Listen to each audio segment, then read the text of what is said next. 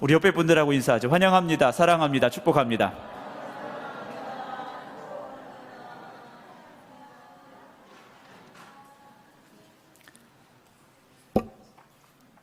잘 지내셨죠? 네. 저도 잘 지냈습니다. 네. 10년이면 강산이 변한다라고들 이야기하는데요. 1년이 지났습니다. 그리고 이제 2달 가까이 지나가고 있는데요. 우리 교회가 더욱더 하나님 보시기에 아름다운 교회로, 또 우리 모든 성도 여러분들이 하나님이 기뻐하시는 믿음의 모습으로 날마다 변화되시기를 다시 한번 주님의 이름으로 부탁을 드립니다. 오늘 이제 사순절 첫 번째 주일 예배를 하나님 앞에 드리게 되었습니다. 사순절은요, 말 그대로 사순입니다. 그러니까 열흘이 4번이 지나간다. 그래서 사순절이라고 말합니다. 그리고 영어로는 이제 렌트라고 표현을 하게 되는데요. 봄이 시작이 되었다라는 의미로 이렇게 부르고 있습니다.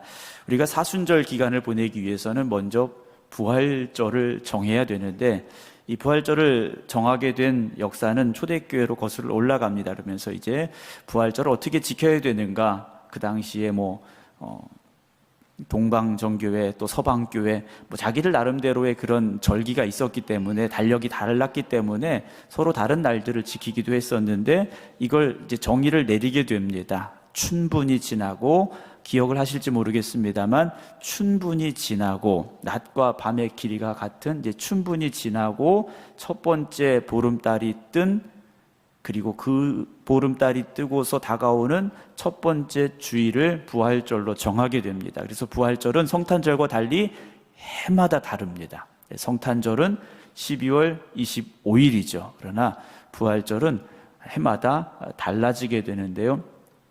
그 부활절부터 다시 뒤로 40일을 거슬러 올라갑니다.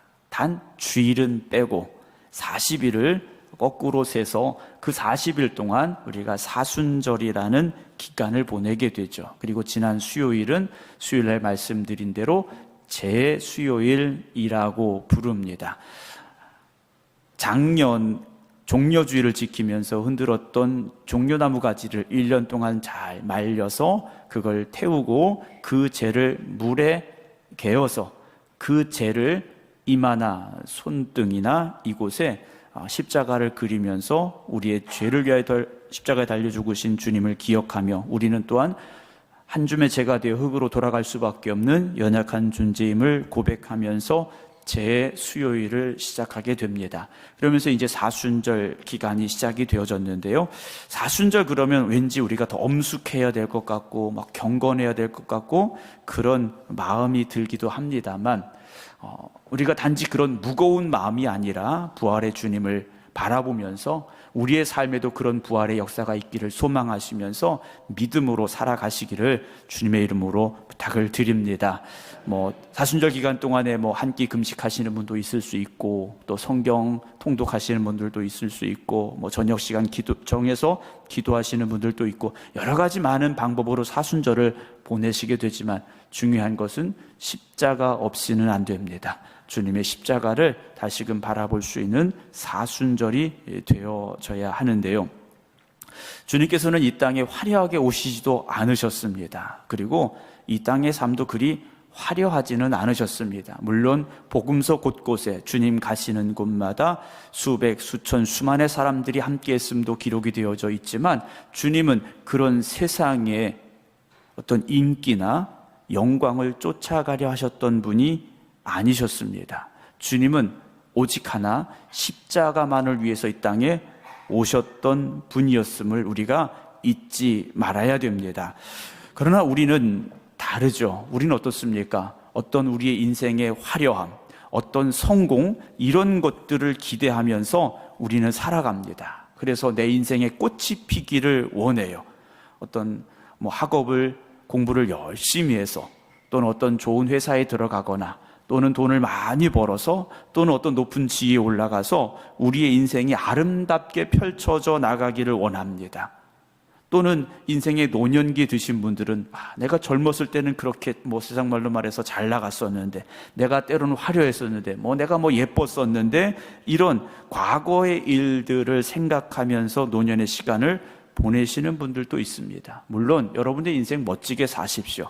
화려하게 사십시오. 그러나 그것이 우리의 인생의 목표가 되고 전부가 되어서는 안 됩니다.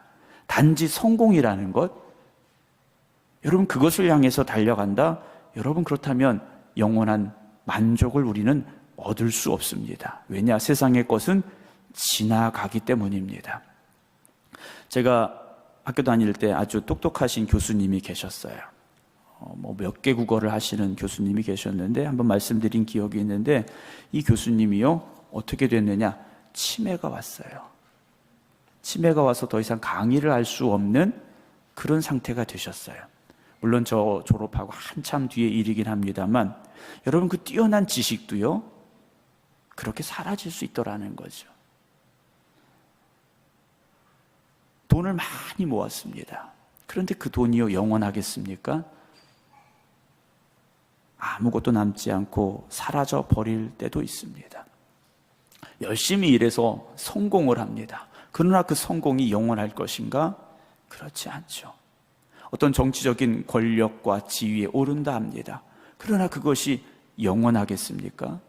이번에 경찰을 총괄하는 어떤 분이 임명이 되셨는데, 뉴스를 보셔서 아시겠습니다만 아주 유명한 분인데, 아들의 학교 폭력 사건 때문에 그 자리를 내려놓을 수밖에 없는 상황도 있었지 않습니까?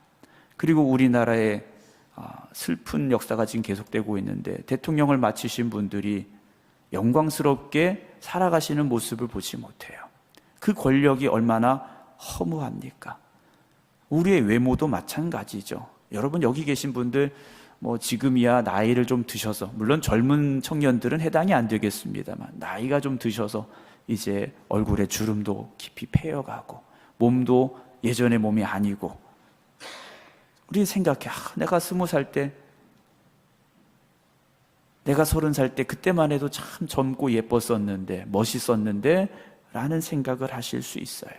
우리가 세상의 것에 기준을 삼고 그것을 목표로 삼는다면 우리의 인생은 허무하다라고 말할 수밖에 없을 겁니다.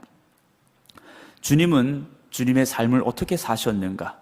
정확하게 주님의 나이를 우리가 딱 몇 살이다라고 정의하기는 조금 그렇습니다만, 어쨌든 33년의 삶을 사셨는데, 그 33년의 삶을 사시면서 주님은 어떤 세상의 부귀와 영화를 쫓지도 아니하셨고 어떤 권력을 향해 나아가지도 아니하셨습니다. 주님을 따르던 사람들은, 특별히 제자들은 세상의 권력을 향해 나아갔고 그들이 꿈꾸자 하는 정치적인 그런 야망도 있기도 했습니다만, 주님은요 그렇지 아니하셨다라는 거죠. 오직 주님은 마지막 그 십자가를 향하여 한 걸음 한 걸음 나아가셨습니다.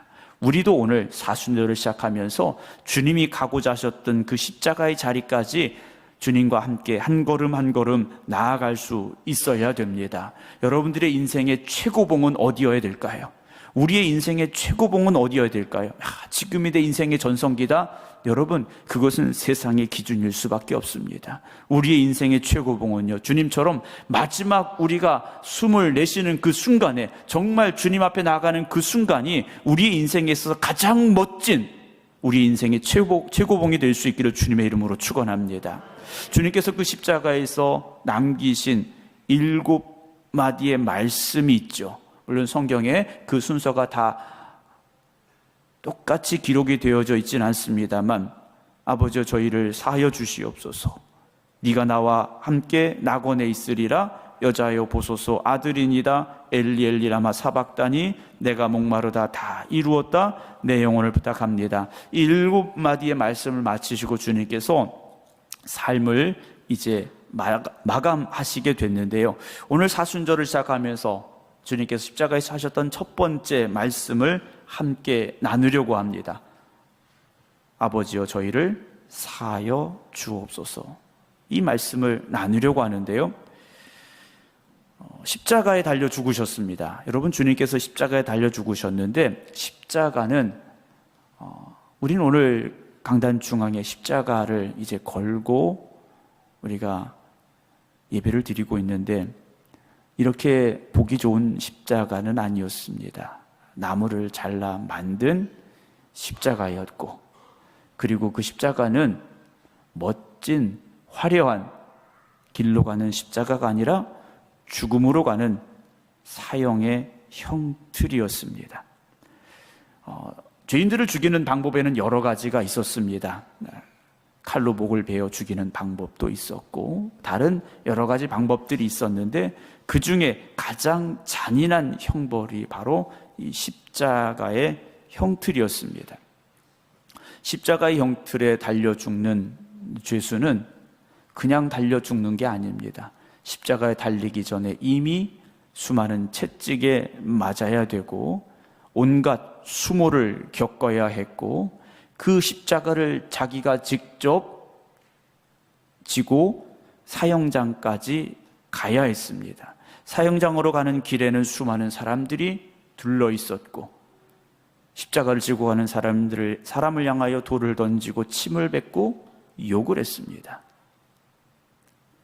그리고 나서 십자가를 세울 자리에 도착하게 되면 십자가를 눕혀놓고 그 십자가에 죄인을 눕혀놓고 발목에 그리고 손목에 못을 박습니다. 그리고 그 십자가를 세우죠. 그러면 못 박힌 곳에서 살점이 찢겨져 가면서 몸에 있는 모든 피가 쏟아져 내려가며 최고의 고통을 느끼면서 죽어가는 자리가 십자가의 자리입니다. 더 잔혹한 것은 무엇이냐? 십자가에 달려 죽는 죄수는 온몸이 발가벗겨집니다. 우리가 보고 있는 예수님의 십자가, 예수님이 달리신 그 십자가에 달리신 예수님의 그림에 보게 되면 예수님의 수치스러운 부분을 우리가 가려지고 있는 모습을 보게 되죠. 그러나 예수님이 정말 십자가에 달려 죽으셨던 그 순간에는 몸에 실오라기 하나 거칠 수 없는 그런 모습으로 십자가에 못 박혀 죽으셨더라는 거죠. 가장 수치스러운 모습으로, 가장 극악한 죄인이 달려 죽어야 되는 십자가에서 예수님께서 그렇게 마지막 시간을 보내시게 됐더라는 겁니다. 그런 주님을 우리는 어떻게 생각하고 또 어떻게 바라보고 있습니까? 이사야 53장 2절에 보면 주님에 대한 예언이 나와 있습니다. 그는 주 앞에서 자라나기를 연한 순 같고 마른 땅에서 나온 뿌리 같아서 고운 모양도 없고 풍채도 없은즉 우리가 보기에 흠모할 만한 아름다운 것이 없도다. 그는 멸시를 받아 사람들에게 버림받았으며 간고를 많이 겪었으며 질고를 아는 자라. 마치 사람들이 그에게서 얼굴을 가리는 것 같이 멸시를 당하였고 우리도 그를 귀히 여기지 아니하였도다. 그는 실로 우리의 질고를 지고 우리의 슬픔을 당하였거늘 우리는 생각하기를 그는 징벌을 받아 하나님께 맞으며 고난을 당한다 하였노라. 그의 찔림은 우리의 허물 때문이요 그가 상함은 우리의 죄악 때문이라. 그가 징계를 받음으로 우리는 평화를 누리고 그가 채찍에 맞음으로 우리는 나음을 받았도다. 우리는 다 양 같아서 그릇 행하여 각기 제 길로 갔거늘 여호와께서는 모든 죄악을 그에게 담당시키셨도다라고 이사야 선지자는 오실 주님에 대해서 이렇게 예언하고 있습니다. 그 길을 주님께서 가시려고 오셨죠. 오늘 34절 보면 이에 예수께서 이르시되 아버지 저들을 사하여 주옵소서. 저들이 하는 것을 알지 못합니다 하시더라. 그들이 그의 옷을 나눠 제비 뽑았다라고 되어 있습니다. 스페인 바르셀로나라는 도시에 가보면 가우디라는 건축가가 설계하고 건축을 시작한 사그라다 파밀리아라는 가족 성당이라는 아주 유명한 성당이 있습니다. 아직도 건축이 계속 되어지고 있는데요. 그 성전 외부의 한쪽 면에 가면 예수님의 일대기가 새겨져 있는데 그 맨 위에 예수님이 달리신 십자가가 새겨져 있습니다. 혹시 가보신 분들은 기억이 나실지 모르겠는데요. 그 예수님이 달리신 그 십자가에 달리신 예수님을 조각하면서 예수님을 어떻게 표현할까 고민했습니다. 그런데 예수님을 발가벗기기로 결심을 했습니다. 왜냐, 예수님이 그렇게 돌아가셨기 때문에, 예수님이 그렇게 십자가에서 죽으셨기 때문에 예수님을 그렇게 표현하려고 했더라라는 이야기를 들었습니다. 자기의 마지막 것까지도 내어주시면서 십자가에 달려 죽으셨는데, 주님의 그 모습을 우리는 지금 어떻게 기억하고 있는가 하는 것이죠. 26절 보면 그들이 예수를 끌고 갈 때 시몬이라는 구레네 사람이 시골에서 오는 것을 붙들어 그에게 십자가를 지고 예수를 따르게 하더라 그랬습니다. 십자가를 지고 골고다 언덕을 향해 올라가시는 예수님, 지금도 예루살렘의 성지 순례를 간 사람들은 예수님이 십자가를 지고 가셨던 그 골목길을 십자가를 지고 올라갑니다. 그러나 관광객들이, 순례자들이 지는 십자가는 예수님이 졌던 십자가보다 훨씬 가볍고 작은 십자가입니다. 주님이 정말 지고 가셨던 그 십자가는 주님께서 지고 가시기에 너무나도 무거웠고 힘들었죠. 왜냐, 이미 채찍에 수없이 맞으셨고 찢기셨고 지쳐 있었습니다. 로마의 군인들이 자비심이 많아서 예수님의 십자가를 시몬에게 지게 한 게 아니죠.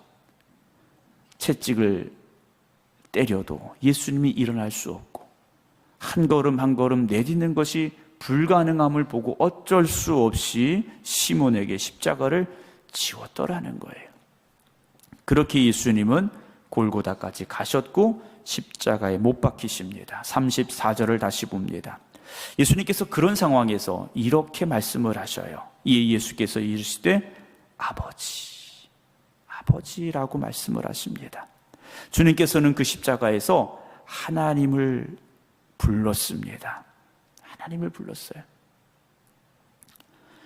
여러분, 정말 긴박한 상황에서 우리의 입에서 어떤 말이 나옵니까? 세상의 대부분의 사람들은 어머니라는 말이 많이 나요. 어머니라는 말이. 주님께서는요, 그 마지막 십자가에 달리신 그 순간 하나님 아버지를 찾으셨어요. 아이들이 하는 놀이 중에 그런 놀이가 있습니다. 모래나 흙을 잔뜩 쌓아놓고 거기에 나뭇가지나 어떤 깃발을 꽂습니다. 그리고 서로 그 흙을 조금씩 떼어내기를 시작합니다. 그래서 마지막 그 깃발이나 나뭇가지가 쓰러지는 사람이 지는 그런 놀이를 하게 되죠. 여러분, 우리가 가지고 있는 것들이 뭐 한 주먹일 수도 있고 뭐 한 가마니일 수도 있고, 그러나 인생을 살다 보면 그것들을 하나하나 덜어내야 될 때가 있습니다. 내가 원하든 원하지 않든 그것들을 덜어내야 될 때가 있어요. 여러분, 모든 것을 다 덜어내었을지라도 십자가만큼은 여러분들의 마음속에, 삶 속에 굳건히 서 있기를 주님의 이름으로 축원합니다. 우리가 신앙생활하면서요, 하나님과 그런 거래를 하지 않았으면 좋겠어요. 모든 것을 다 잃어버린다 할지라도 하나님은 나의 아버지가 되십니다 라는 그 고백이 있다면 우리의 신앙이 얼마나 아름다울까라는 생각을 해봅니다. 주님은 그 십자가에서 어찌 보면 아버지, 어찌 나를 버리십니까? 라고 말할 수 없는 그 순간에도 아버지를 불렀습니다. 여러분, 우리에게 지금 가지고 있는 것들, 건강이나 또는 뭐 물질이나 어떤 권력이나 이런 것들이 다 사라져버려도요, 마지막 남은 것은 십자가가 되기를 주님의 이름으로 축원합니다. 오래전에 그 교통사고가 나서 화상을 입고 수술을 아마 한 50번 이상 받은 그 여자분이 계시죠? 지선 씨인가요? 이지선 씨인가? 그분의 기사가 얼마 전에 나와서 며칠 전에 이분이 이화여대 교수로, 이제 사회복지학과 교수로 이제 가게 됐더라는 그런 뉴스가 나왔습니다. 술을 많이 마신 사람이 운전하다가 교통사고를 냈어요. 그래서 7중 추돌이 났고, 이분이 타고 있던 차가 불이 났고, 그래서 온 몸에 55%인가 3도 화상을 입었던 분이시죠. 지금도 얼굴이 일그러져 있는 상황입니다. 모든 것을 다 잃은 것 같았어요. 그런데 이분이요, 신앙을 잃지 않았고 결국 모든 것을 어쨌든 이겨내면서 그 자리까지 왔음을 제가 기사를 보면서 다시 한번 보게 됐는데요. 우리가 세상의 것으로 아무리 많은 것을 가져도, 또 세상적으로 아무리 많이 유명해진다 해도요, 여러분 그것에 의지하지 마시고 그걸 붙잡으려고 하지 마시기 바랍니다. 다른 걸 다 잃어버려도 오직 하나님 한 분만큼은 우리에게 남아 있어야 됩니다. 그렇지 않으면 우리는 십자가를 바라보는 사람이 아니라는 것이죠. 주님께서는 그들을 향하여 하나님을 부르시며 저들을 사하여 주옵소서라고 하나님 앞에 기도하십니다. 하나님, 저들을 사하여 주시옵소서. 그럼 누구를 사하시라는 말씀일까요? 누가복음 23장 10절 보면 대장들과 서기관들이 서서 힘써 고발했다 그랬어요. 예수님을 죽이려고요, 대장들과 서기관들이 힘써서 구했습니다. 누가복음 23장 18절에도 보면 무리가 일제히 소리질러 일렀어요. 이들은 어떤 사람들입니까? 예수님께서 마지막 예루살렘에 들어오실 때 종려나무 가지를 흔들며 외쳤던 사람들이에요. 그런데 그들이 이제는 예수님을 십자가에 못 박으라고 합니다. 사형수였던 바라바를 놓아주고 예수를 못 박으라고 합니다. 또 어떤 이들이 있었습니까? 14절에 보면 너희가 이 사람이 백성을 미혹하는 자라 하여 내게 끌고 왔도다. 보라, 내가 너희 앞에서 신문하였으되 너희가 고발하는 일에 대하여 이 사람에게서 죄를 찾지 못하였다. 빌라도가 이런 말을 했어요. 내가 아무리 봐도 죄를 찾지 못해. 14절 헤롯이 또한, 이어지는 말씀은 헤롯이 또한 그렇게 하여 그를 우리에게 도로 보내었도다. 보라, 그가 행한 일에는 죽일 일이 없었다라고 헤롯도 똑같이 말하고 있음을 보게 됩니다. 그런데 결국 어떻게 됐습니까? 23절, 24절 보면 그들이 큰 소리로 재촉하여 십자가에 못 박기를 구하니 그들의 소리가 이겼다. 이에 빌라도가 그들이 구하는 대로 하기를 언도했다라고 되어 있습니다. 빌라도도 헤롯도 예수님을 사형에 처할 만한 죄를 찾지 못했어요. 그러나 백성들이 외치니까 어쩔 수 없이 십자가에 매달려 죽게 하였더라는 것이죠. 이들이 쫓아갔던 것은 무엇입니까? 자기의 자리였고 세상의 것이었다라는 겁니다. 어쨌든 주님은 이렇게 십자가까지 가셨어요. 주님은 죄가 있으셔서 십자가에 달려 죽으신 분이 아니셨지 않습니까? 죄 없이 이 땅에 오셨고 죄 없이 사셨고, 그런데 우리의 죄를 대신 지시고 십자가까지 가셨더라는 겁니다. 그런데 주님께서는요, 자신의 무죄를 주장하신 것이 아니라 죄 있는 우리를 하나님께서 용서하여 주시기를 하나님께 간구하셨더라는 거죠. 예수님의 이 용서의 기도는요, 죄인들을 향한 무한한 사랑입니다.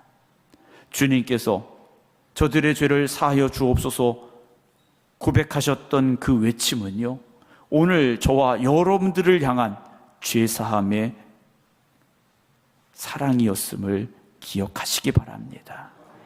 우리가 그 주님의 외침이 없었다면, 주님의 십자가가 없었더라면 우리가 그 죄에서 자유함을 얻을 수 있었겠는가? 그럴 수 없었더라는 것이죠. 예수 그리스도 앞에서 우리가 오늘 이렇게 당당히 서서 예배드릴 수 있는 이유는 주님께서 우리의 죄를 사하여 주시기를 하나님 앞에 간구하셨기 때문입니다. 우리가 의로워서가 아니고, 내가 무엇인가 대단한 일을 해서도 아니고, 내가 찬송을 잘 불러서도 아니고, 성경을 많이 읽어서도 아니고, 교회를 오래 다녔어도 아니고, 내가 목사이기 때문이어서도 아니고, 하나님께서 예수 그리스도 십자가의 보혈 때문에 우리의 죄를 사하여 주셨기 때문임을 잊지 마시기 바랍니다. 그 죄사함의 은혜가 사순절 이 사순절을 보내는 우리에게 주시는 하나님의 귀한 은혜와 사랑임을 고백할 수 있는 저와 여러분들이 되기를 주님의 이름으로 축원합니다. 우리가 주님 앞에 무엇을 할 수 있을까? 우리가 예수 믿고 나면 내가 뭔가 해야 될 것 같고 뭔가 해야만 하는 그런 부담감이 있다고 생각하십니까? 우리가 할 수 있는 건 아무것도 없습니다. 십자가의 사랑에 비하면, 하나님의 그 용서에 비하면 우리가 가지고 있는 것은 아무것도 아니기 때문이라는 것을 잊지 마시기 바랍니다. 그럼 우리가 무엇을 해야 될까? 마태복음 6장 12절입니다. 우리가 우리에게 죄 지은 자를 사하여 준 것 같이 우리 죄를 사하여 주시옵고 라고 주님께서 기도에 대해서 말씀해 주셨습니다. 우리는 내가 용서받는 걸 기뻐합니다. 내가 용서받은 것이 너무 감사합니다. 그런데 용서하는 일에는 인색합니다. 사랑하는 성도 여러분, 이 사순절 기간 동안 우리가 용서하는 마음으로 용서의 삶을 살아갈 수 있기를 주님의 이름으로 축원합니다. 용서라는 게 참 어렵습니다. 나에게 상처를 주고 나에게 아픔을 주고 나에게 고통을 주었던 이들을 용서한다는 것이 너무 어렵습니다. 그 사람 때문에 내가 이렇게 힘든데 어떻게 용서하라고 하세요? 라고 우리가 반문할 수밖에 없습니다. 그러나 주님은 분명히 말씀하십니다.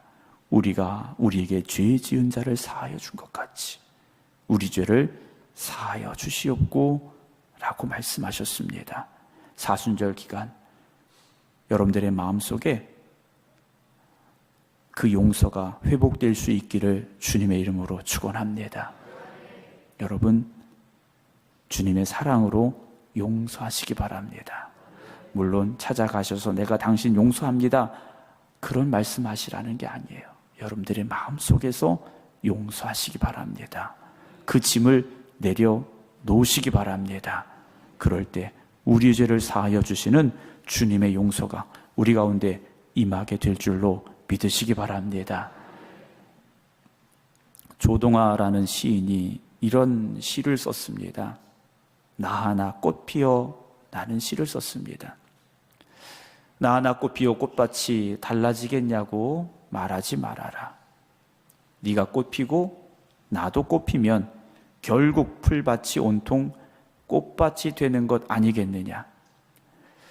나 하나 물들어 산이 달라지겠냐고 말하지 말아라. 내가 물들고 너도 물들면 결국 온 산이 활활 타오르는 것 아니겠느냐라는 고백을 했습니다. 여러분, 우리 생극교회가 십자가의 은혜와 사랑이 충만한 교회 되기를 소망합니다. 내가 하나가 변화되면 교회가 변화될 것이고요. 교회가 변화되면 이 지역이 변화될 것이고 여러분 하나가 변화됨으로 인하여 이 세상이 변화되는 역사가 일어날 줄로 믿으시기 바랍니다. 주님이 지셨던 그 십자가 때문에 오늘 우리가 이렇게 주님 앞에 나올 수 있었듯이 여러분들의 변화됨으로 인하여서 이 교회가 변화되어지고 이 지역이 변화되는 귀한 역사가 일어날 수 있게 되기를 주님의 이름으로 축원합니다. 기도하겠습니다.